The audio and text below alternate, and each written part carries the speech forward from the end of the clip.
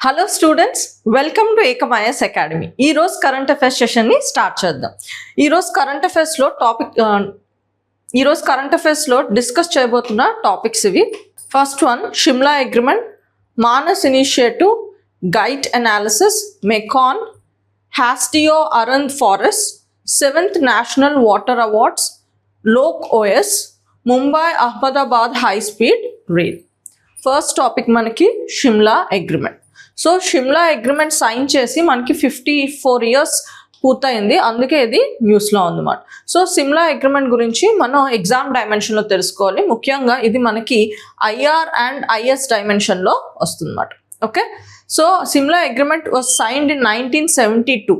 So దేని గురించి సైన్ చేశారంటే India and Pakistan after 1971 war అన్నమాట.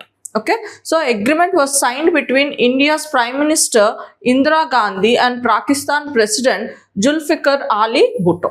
ఓకే, సో అగ్రిమెంట్ ఈ ఒప్పందం ఎవరి మధ్య అయిందంటే ఇండియన్ ప్రైమ్ మినిస్టర్ అయిన మనకి ఇందిరాగాంధీ మధ్య అండ్ అలాగే పాకిస్తాన్ ప్రెసిడెంట్ అయిన ఆలీ భుట్టో వీళ్ళిద్దరి మధ్య సైన్ అయిన ఒప్పందం అన్నమాట ఇది. Okay, so key provisions of the Simla agreement. సో అందులో ముఖ్యమైన విషయాలు ఏంటో చూద్దాం.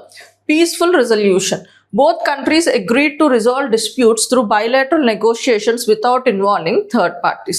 ఏ థర్డ్ పార్టీ ఇన్వాల్వ్మెంట్ లేకుండా ఏదైనా ఇష్యూ ఉంటే పాకిస్తాన్ అండ్ ఇండియా బార్డర్కి ఇద్దరు బైలాటరల్గా అంటే ఇద్దరు కూర్చొని మాట్లాడుకొని దానికి సమస్యకు సొల్యూషన్ తెచ్చుకోవాలి, కానీ మూడో వ్యక్తి ప్రమేయం ఉండకూడదని అనుకున్నారు అన్నమాట.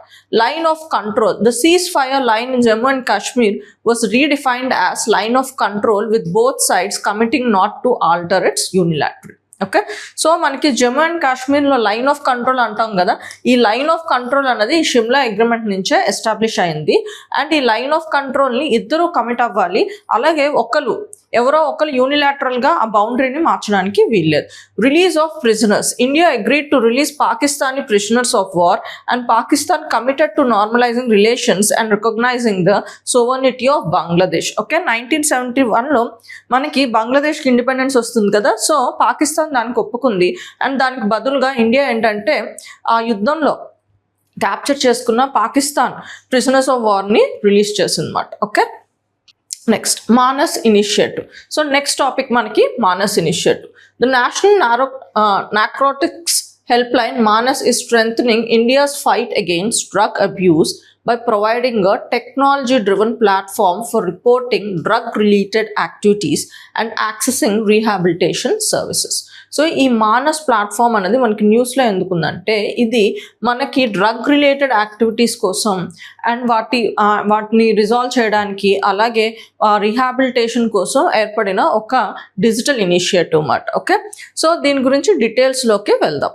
Manas is a technology-driven anti-drug platform launched in 2024 by the Narcotics Control Bureau under Ministry of Home Minister.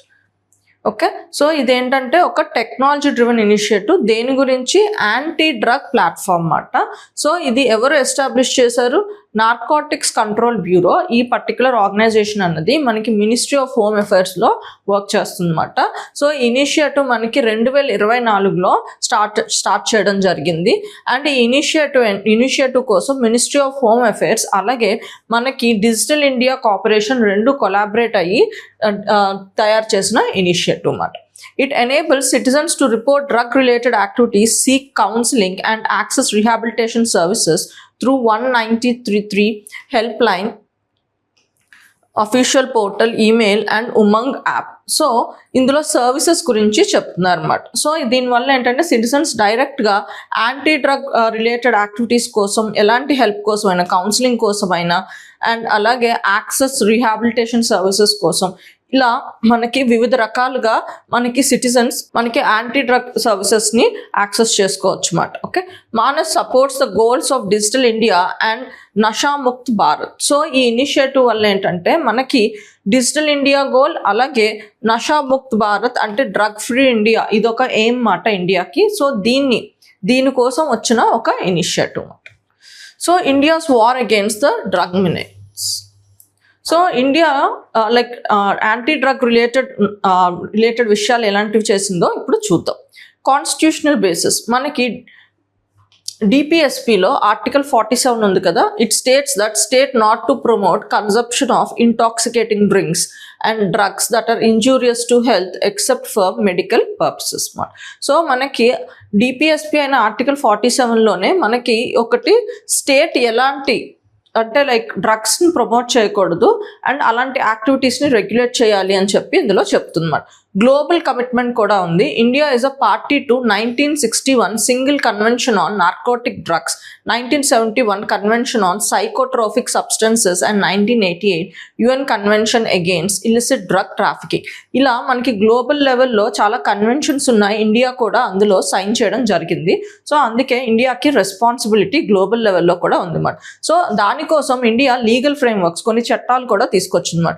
The drugs and cosmetic act 1940 ఒకటి, అండ్ అలాగే మనకి drugs and psychotropic substances act 1985, అలాగే మనకి prevention of illicit traffic narcotic drugs and psychotropic substances act 1988. So ఇలా మనకి వివిధ రకాల యాక్ట్స్ని కూడా తీసుకొచ్చిందన్నమాట. అండ్ అలాగే కొన్ని ఇనిషియేటివ్స్, కొన్ని స్కీమ్స్ ద్వారా కూడా మనకి ఈ డ్రగ్ రెగ్యులేషన్ అన్నది చేస్తుంది. ఒకటి Nidaan portal is a national integrated database on arrested narcotic offenders. Okay, so మనకి ఈ డ్రగ్స్ని సప్లై చేసే వాళ్ళు ఉంటారు కదా, వాళ్ళని మనం ఈ నార్కోటిక్ అఫెండర్స్ అంటారు అన్నమాట. ఓకే, జనరల్గా సో వాళ్ళ డేటా కోసం మెయింటైన్ చేస్తూ ఒక నిదాన్ అనే పోర్టల్ ఉంది అన్నమాట. It is developed by narcotics control bureau. This centralised digital platform provides authorised drug law enforcement agencies with real-time intelligence and data on individuals involved in drug related offences. So ఇదేంటంటే మనకి ముఖ్యంగా ఈ particular organisation ఏం చేస్తుంది, ముఖ్యంగా ఈ డ్రగ్స్ని regulate చేస్తుంది అన్నమాట. సో వాటికి ఏంటంటే ఇంటెలిజెన్స్ గ్యాదరింగ్ కోసం ఈ పర్టికులర్ పోర్టల్ని డెవలప్ చేయడం జరిగింది. ఇప్పుడు మనకి మానస్ అనే పోర్టల్ ఏంటి, సిటిజన్స్ డైరెక్ట్గా యాక్సెస్ చేసుకోవడానికి యూజ్ చేస్తున్నారు. ఇక్కడ నిదాన్ అనే పోర్టల్ ఏంటి, మనకి ఇక్కడ ఏంటంటే డ్రగ్ రెగ్యులేషన్ కోసం ఏర్పడిన ఒక బాడీ డైరెక్ట్గా ఇంటెలిజెన్స్ గ్యాదరింగ్ కోసం యూజ్ చేస్తున్న పోర్టల్ అన్నమాట. ఈ రెండిటికి డిఫరెన్స్ అది గుర్తుంచుకోండి. So Nasha Mukt Bharat Abhiyan for awareness, prevention and rehabilitation. So పీపుల్లో అవేర్నెస్ పెంచడానికి, అలాగే ప్రివెంట్ చేయడానికి డ్రగ్ యూస్ని అండ్ రీహాబిలిటేషన్ ఫెసిలిటీస్ని ప్రొవైడ్ చేయడానికి ఈ నషాముక్త్ భారత్ ఇనిషియేటివ్ అన్నది వచ్చిందన్నమాట. Next GIET analysis. సో ఇది ఎందుకు న్యూస్లో ఉంది. In the recent murder case in Pune, investigators are using forensic gait analysis and AI assisted comparison of CCTV footage to aid the investigation. ఇది ఒక మనకి ఫారెన్సిక్ అనాలిసిస్ మెథడ్ మాట, అందుకు ఇది న్యూస్లో ఉంది. ముఖ్యంగా ఇది సైన్స్ అండ్ టెక్నాలజీ డైమెన్షన్లో మనం దీని గురించి తెలుసుకోవాలన్నమాట. సో గైట్ అనాలిసిస్ అంటే it's scientific study of how a human walks or runs. So ఇదేంటంటే ఈ పర్టికులర్ అనాలిసిస్ దేని గురించి, మనిషి ఎలా నడుస్తాడు, ఎలా పరిగెడతాడు, దాని మీద అనాలిసిస్ చేస్తూ ఏమైనా క్లూస్, ఆ మర్డర్ గురించో ఏదైనా ఇన్వెస్టిగేషన్ క్లూస్ మనం జనరేట్ చేసుకుంటే this is called as a gait analysis మాట. So walking or running is a complex activity where the body has to coordinate continuously between muscles, bones and the nervous system. So ఎందుకు ఇది అంత prominent అంటే, walking అన్నది ఒక చిన్న activity కాదు. So walk చేయాలంటే మనకి చాలా లెవెల్లో కోఆర్డినేషన్ కావాలన్నమాట, muscles, bones and nervous system. So ఈ గైట్ అనాలిసిస్ ద్వారా ఏంటంటే దీన్ని డీకన్స్ట్రక్ట్ చేస్తాం అన్నమాట. సో ఎలా ఆ పర్టికులర్ కోఆర్డినేషన్ వచ్చింది, ఆ డీకన్స్ట్రక్షన్ ద్వారా మనం క్లూస్ తెచ్చుకుంటాం అన్నమాట. అక్కడ ఆ మనుషుల బిహేవియర్ని, ఆ వాకింగ్ స్టైల్ బట్టి వాళ్ళ కాంట్రిబ్యూషన్ ఏంటి అక్కడ ఉన్న సిచ్యువేషన్కి అన్నది అనాలిసిస్ చేసుకోవడానికి హెల్ప్ అవుతుంది అన్నమాట. Gait analysis break down these activities to the pieces together how a particular person walks అన్నమాట. Next Gait cycle. A gait cycle is a sequence of movements beginning when one foot touches the ground and ending when the same foot contacts the ground. This cycle has two broad phases. So, ఈ gait cycle అంటే ఇప్పుడు for example ఒక person ఈ GIET cycle ఏంటంటే for example ఒక person right leg ground మీద పెట్టారు, మళ్ళీ దాన్ని తీసి మళ్ళీ గ్రౌండ్ మీద పెట్టిన దాన్ని కంప్లీట్గా ఒక సైకిల్ అంటారు అన్నమాట. సో ఇప్పుడు ఏంటి, రైట్ లెగ్ గ్రౌండ్ మీద ఉంది, తర్వాత మళ్ళీ రైట్ లెగ్ ఎయిర్ మీద ఉంది, మళ్ళీ రైట్ లెగ్ మనకి గ్రౌండ్ మీదకి వస్తుంది. ఇదంతా ఒక సైకిల్ మాట. సో దీన్నే 2 బ్రాడ్ ఫేసెస్లో చూస్తారు. ఒకటి ఏంటంటే స్టాన్స్ ఫేస్ మాట. స్టాన్స్ ఫేస్ అంటే the foot is in contact with the ground and the ends when the toes pushes of. The body absorbs the shock of hitting the surface while supporting the whole body weight in this face. So ఇప్పుడు మనం తీసుకున్న ఎగ్జాంపుల్లో right leg ground మీద ఉన్నప్పుడు so body state ఎలా ఉంటుంది? Body ఏంటంటే కంప్లీట్గా ఆ షాక్ని అబ్జర్వ్ చేసుకుంటుంది అన్నమాట. అండ్ అలాగే మన బాడీ వెయిట్ని అంతా అది బ్యాలెన్స్ చేస్తుంది. ఇప్పుడు నెక్స్ట్ ఏంటంటే ఇన్ స్వింగ్ ఫేస్ ఏంటంటే the foot is of the ground but also moving towards it. It takes the next step. In this duration, the body focuses on ensuring that toes doesn't drag on the floor or while positioning the foot on its landing. So next ఏంటంటే మనం ground మీద నుంచి తీసి మళ్ళీ ముందుకు వెళ్ళడానికి మనం మళ్ళీ ఫుట్ పై ఎయిర్లో నుంచి మళ్ళీ గ్రౌండ్ మీద పెడతాం అన్నమాట. దాన్నే స్వింగ్ ఫేస్ అంటారు. అప్పుడు బాడీ ఏం చేస్తుందంటే బాడీ కూడా మనకి బ్యాలెన్స్ చేస్తూ నెక్స్ట్ పొజిషన్ అంటే ఫార్వర్డ్కి వెళ్ళడానికి బాడీ ప్రమోట్ చేస్తుంది అన్నమాట. అందుకే మనకి వాకింగ్ అన్నది it's coordination of muscles, bones and nervous system అని చెప్పి అంటున్నారు అన్నమాట. సో ఇలా ఈ గైట్ అనాలిసిస్ ద్వారా మనిషి నడక అండ్ రన్నింగ్ బట్టి సో వాళ్ళది డీకన్స్ట్రక్ట్ చేసి అక్కడ ఉన్న సిచ్యువేషన్, క్రైమ్ సిచ్యువేషన్కి అతని కాంట్రిబ్యూషన్ ఏంటో అన్నది అనలైజ్ చేయడం జరుగుతుంది అన్నమాట. ఇది ఫారెన్సిక్ అనాలిసిస్ టూల్గా యూజ్ చేయడం జరుగుతుంది. Application of gait analysis. So ఈ గైట్ అనాలిసిస్ అప్లికేషన్స్ మనం ఎక్కడ చూడొచ్చు? ఒకటి క్లినికల్, ఒక మెడిసిన్ లెవెల్లో చూడొచ్చు. Help diagnose movements disorders, assess pain, monitor disease progression and guide rehabilitation. So ముఖ్యంగా మనకి మెడికల్ డైమెన్షన్లో డయాగ్నోసిస్, మూమెంట్ అంటే ఎవరికైనా పారాలిసిస్ ఇలా ఏమైనా వచ్చింది అనుకోండి, సో వాళ్ళకి ట్రీట్మెంట్ పద్ధతిలో మనకి ఈ పర్టికులర్ గైట్ అనాలిసిస్ అన్నది హెల్ప్ అవుతుంది అన్నమాట. అలాగే స్పోర్ట్స్లో improve running and walking performance while reducing the risk of injuries తగ్గించుకుంటూ మన పర్ఫార్మెన్స్ ఎస్పెషల్లీ రన్నింగ్ అండ్ వాకింగ్లో ఇంప్రూవ్ చేసుకోవచ్చు అన్నమాట. ఫారెన్సిక్స్లో ఇప్పుడే చూసాం మనం గైట్ అనాలిసిస్ ఎలా యూజ్ చేస్తామని చెప్పి. సో మనకి టీవీలో ఉన్న లైక్ రికార్డ్ అయ్యే వాకింగ్, రన్నింగ్ ప్యాటర్న్స్ బట్టి మనం అక్కడ క్రైమ్ ఇన్వెస్టిగేషన్లో చూడడానికి హెల్ప్ చేస్తుంది అన్నమాట. అలాగే మెడికల్లో detects gait abnormalities and aids in the management of conditions such as Parkinson disease and cerebral palsy and post stroke recovery మాట. సో మనకి మెడికల్ డైమెన్షన్లో కూడా ఈ గైట్ అనాలిసిస్ ద్వారా మనం ట్రీట్మెంట్ని మనం ఇంకా ఇంప్రూవైజ్ చేయొచ్చు అన్నమాట. MECON achieves Miniratna category status. So ఇది మనకి న్యూస్లో ఉంది. సో ఈ మెకాన్ అన్నది మనకి ఒక పిఎస్యు మాట, మినిస్ట్రీ ఆఫ్ స్టీల్ కింద ఉంది. దానికి మినీరత్న స్టేటస్ వచ్చిందని మనకి న్యూస్లో చెప్తుంది. సో ఇప్పుడు మనం ఎగ్జామ్ డైమెన్షన్లో ఈ మెకాన్ గురించి తెలుసుకుందాం. MECON limited established in 1959 and headquarters in Ranchi. And it is one of the India's premier engineering consultancy project management and contracting organisation మాట. ఓకే, సో ఈ మెకాన్ అన్నది మినిస్ట్రీ ఆఫ్ స్టీల్ కింద work చేస్తుంది. ముఖ్యంగా ఇది engineering, consultancy, project management and contracting మాట. ఈ డైమెన్షన్లో ఇది ఒక పిఎస్యుగా వర్క్ చేస్తుంది మాట. అంటే సెంట్రల్ గవర్నమెంట్ కింద ఉన్న ఒక ఆర్గనైజేషన్ మాట. It is a schedule A central PSU enterprise under the administrative control of ministry of steel మాట. ఓకే, ఇది ఎక్కడుంది? రాంచీ ఉంది. అండ్ మీరు నాకు కామెంట్ సెక్షన్లో ఇది ఏ స్టేట్లో ఉందో నాకు చెప్పండి. So what is Miniratna status? So Miniratna status వచ్చిందన్నారు కదా, అసలు మినీరత్న స్టేటస్ ఏంటో చూద్దాం. Miniratna status is granted by department of public enterprises to eligible profit making central public sector enterprises. Central public enterprises అంటే మనకి గవర్నమెంట్ డైరెక్ట్గా రన్ చేసే ఆర్గనైజేషన్స్ ఉంటారు కదా, వాటిని సెంట్రల్ పబ్లిక్ సెక్టర్ ఎంటర్ప్రైజెస్ అంటారు. ఉదాహరణకి స్టీల్ ప్లాంట్ ఇలా అన్నమాట. ఓకే, సో మనకి ఇదేంటంటే ఈ పర్టికులర్ మినీరత్న స్టేటస్ ఎవరిస్తారు? మనకి డిపార్ట్మెంట్ ఆఫ్ పబ్లిక్ ఎంటర్ప్రైజెస్ ఇవ్వడం జరుగుతుంది అన్నమాట. ఓకే, సో ఇది ఏ డిపార్ట్మెంట్, ఈ డిపార్ట్మెంట్ ఏ మినిస్ట్రీ కింద ఉందో నాకు కామెంట్ సెక్షన్లో తెలపండి.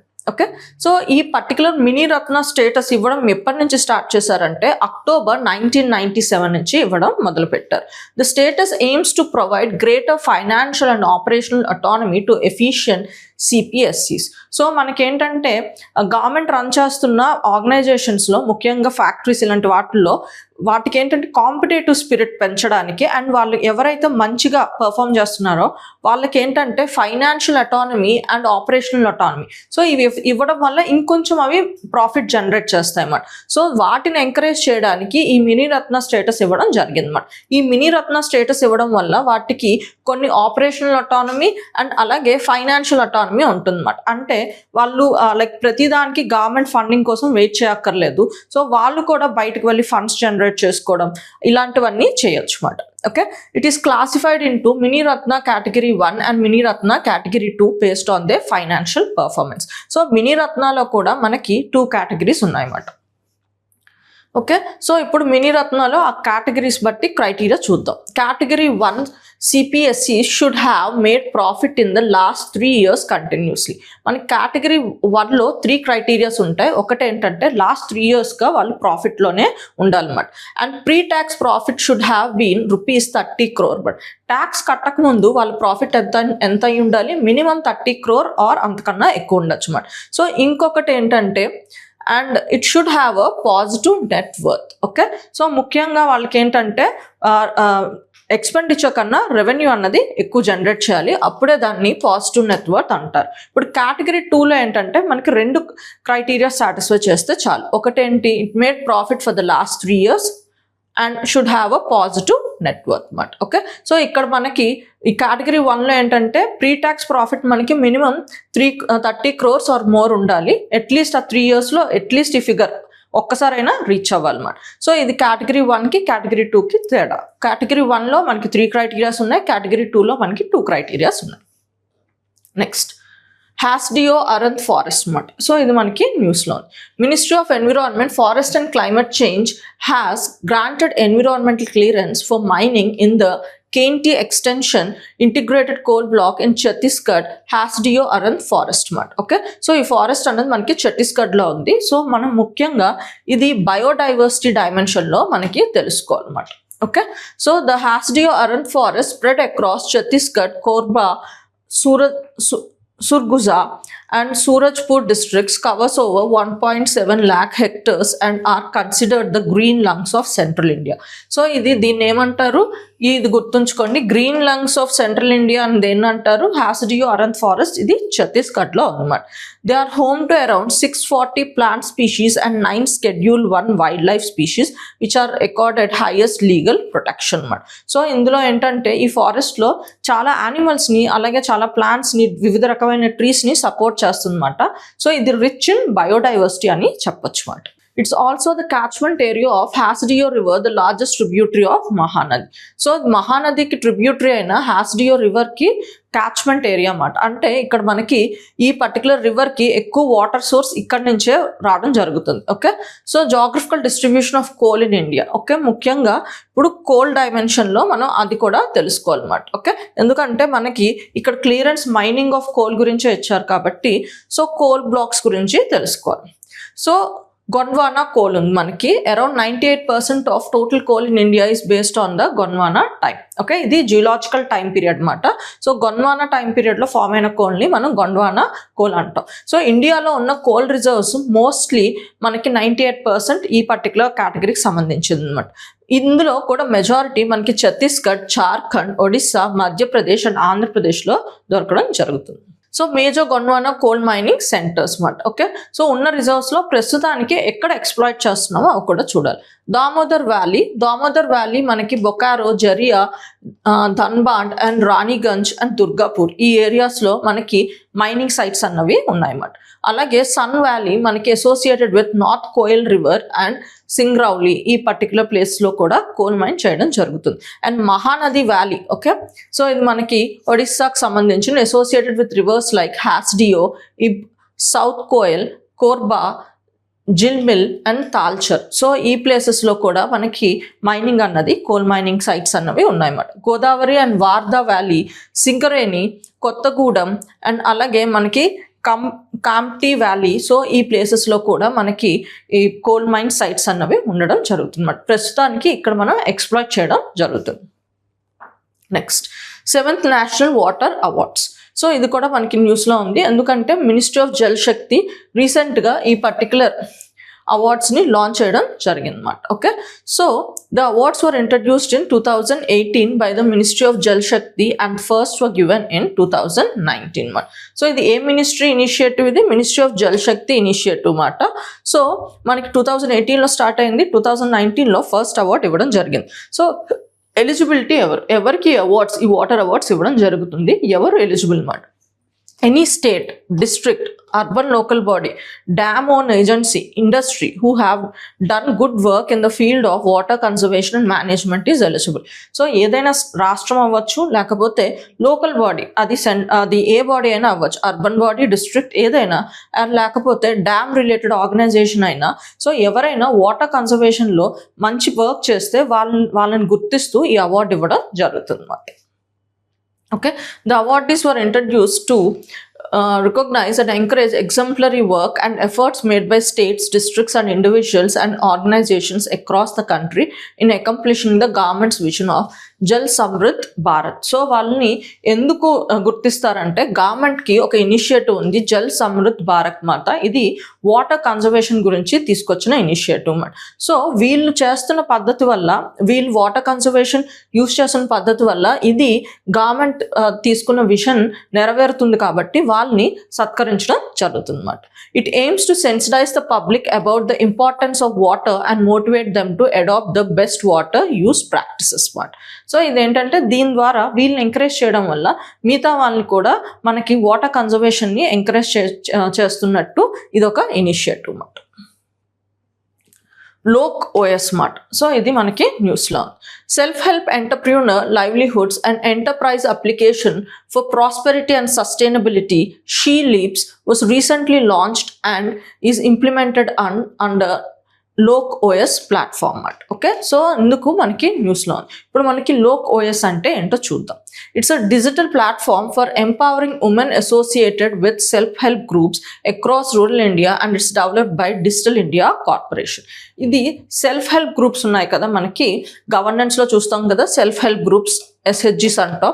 సో వాళ్ళ కోసం ఏర్పడిన ఒక పోర్టల్ మాట. ఇది మనకి డిజిటల్ ఇండియా కార్పొరేషన్ డెవలప్ చేసిన పోర్టల్ మాట. It provides unified platform for the enterprise creation, performance tracking and business management. So ఈ సెల్ఫ్ హెల్ప్ గ్రూప్స్ ద్వారా ఏంటంటే మనకి జనరల్గా మైక్రో ఫైనాన్స్ చేస్తారు. జనరల్గా సెల్ఫ్ హెల్ప్ గ్రూప్స్ ఏంటంటే ఒకే దగ్గర వాళ్ళు మనీ ఒక దగ్గర నుంచి తెచ్చుకోలేరు కాబట్టి, సో ఫర్ ఎగ్జాంపుల్ ఒక 10 మెంబర్స్తో ఒక సెల్ఫ్ హెల్ప్ గ్రూప్ ఫామ్ అయింది అనుకోండి. సో వాళ్ళందరూ సంథింగ్ లైక్ వీవింగ్ యాక్టివిటీస్లో ఉన్నారనుకోండి. సో ఎవరికైనా మనీ కావాలంటే వాళ్ళే పూల్ చేసుకొని వాళ్ళ బిజినెస్కి, వర్కింగ్ క్యాపిటల్కి వాళ్ళు లోన్స్ ఇచ్చుకోవడం జరుగుతుంది.